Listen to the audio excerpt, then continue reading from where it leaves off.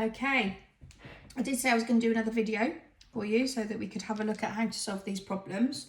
So here it is. So I've got Justin and he plays 7 games of Times Table Rockstars and he scores 438 every game he plays. And we've got to find out what his total score is. So my first question is, am I going to multiply or am I going to divide here? Well, if I want to find out his total score, I am going to have to do a multiplication. I can see that every time he plays, he scores 438 and he plays 7 games.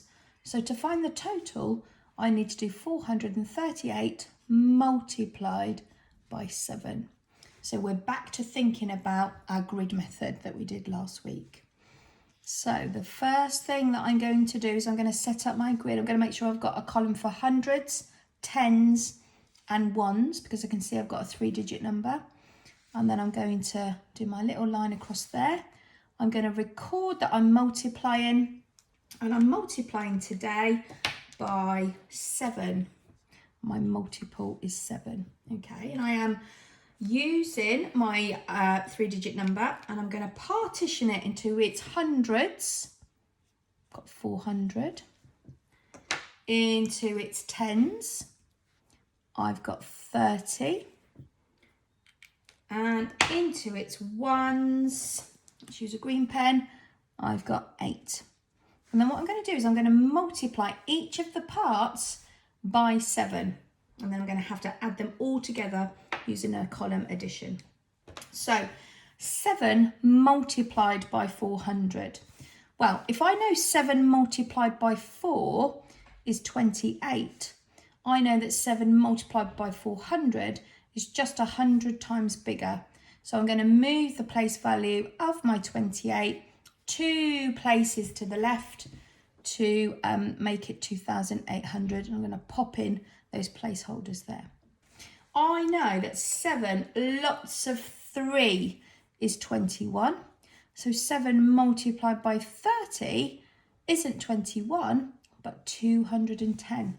I'm going to make it 10 times bigger. Now, this is the fact that I always get wrong. This is my tricky fact. I've got 7 lots of 8. I'm feeling a little bit worried because I know that I often get this one wrong, but I'm going to use a strategy to help me. I'm going to partition this into a 4 and a 4 because I know 7 4s. I've just done it here.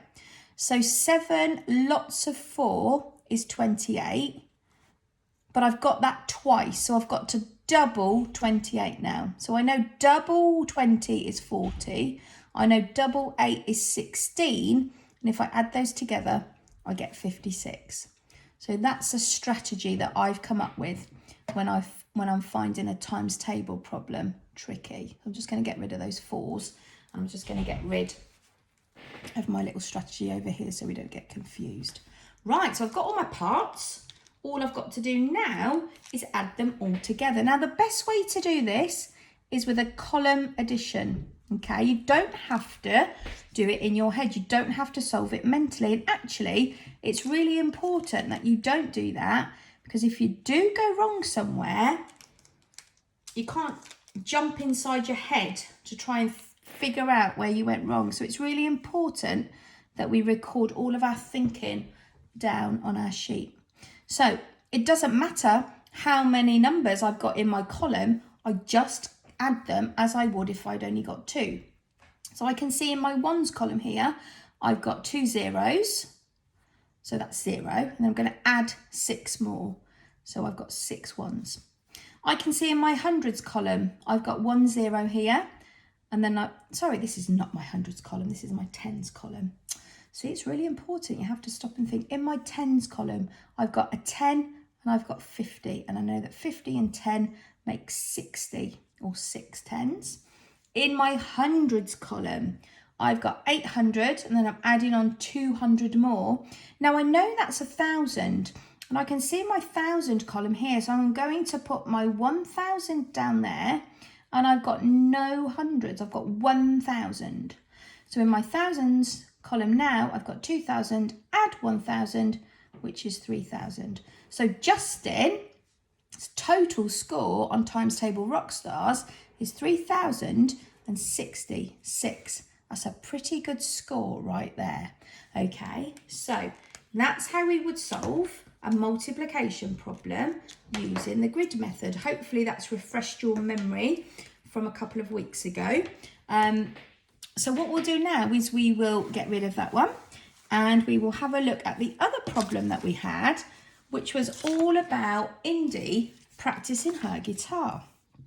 Right, so here it is.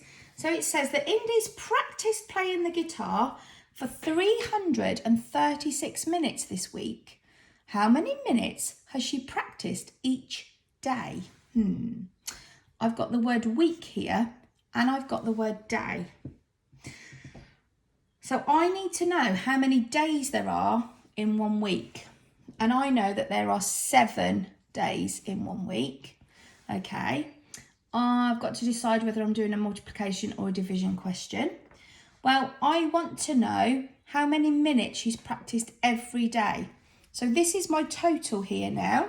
So this is my total, 336 minutes. And I want to know how many minutes she's practiced every day, and she's practiced for 1 week. And I know there are 7 days in 1 week. So our calculation is going to be 336 minutes divided by the 7 days. And that's going to tell us how much each day, or how many minutes she's practiced each day. So I'm going to divide this time. So thinking back to earlier in the week then, where we did our chunking with our 3-digit numbers. Here is my chunking line to get me started. I've got 336 over here. Now you know that the first thing that I always do when I'm chunking is I always write down my key facts, or some facts that I think that are going to help me in my thinking bubble over here. So I'm going to make my bubble a bit bigger. Let's start with 10. 10 lots of 7, my multiple 7, which is 70. It's quite a long way off 336. I think I'm going to need some bigger facts today. Well, let's do 100 lots of 7. That's 700. That can be rejected because it's way too big for today. Not going to need that fact. I wonder what 20 lots of 7 are. Well, if I know 2 lots of 7 is 14. 20 lots is 140. And I can keep going. 30 lots of 7 is 210. 40 lots of 7 is 280. 50 lots of 7 is 350. That's too big as well, so I'm going to reject that one. This fact here is the one that's closest to 336. So I'm going to start by taking away a big chunk of 40. So I'm going to do 40 lots of 7, which is 280. So I'm going to subtract 280. Now, this is a little bit trickier today to subtract, isn't it? Because we've started with 336. I'm going to use my purple pen over here to do a little column subtraction, a little bit of my jotting, my thinking. So I've got 336, I've got to subtract 280. So I've lined my columns up. I know that 6 subtract 0 is 0.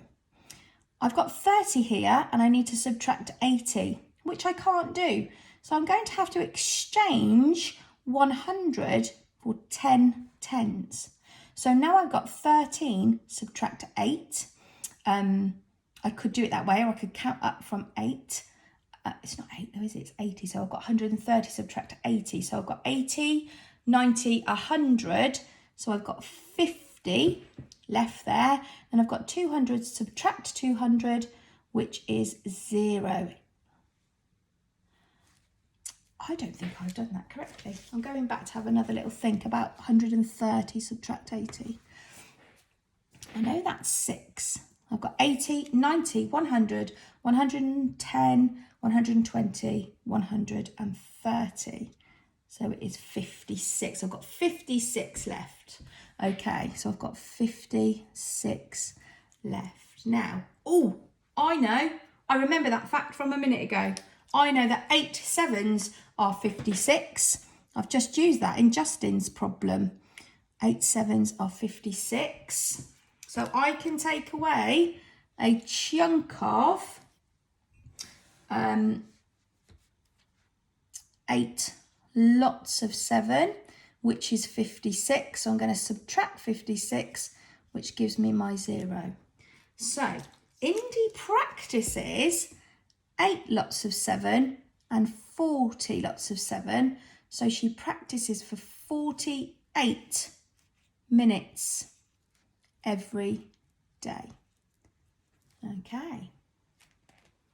Hopefully you got the same answers as me. You might have got to the answer a different way here on your chunking line. You may have taken smaller chunks than I have, and that's absolutely fine. But the answer that we need to get to at the end is 48. And we know, don't we, that if we wanted to, we could do the inverse. We could do 48 multiplied by 7 to check to see if we were correct.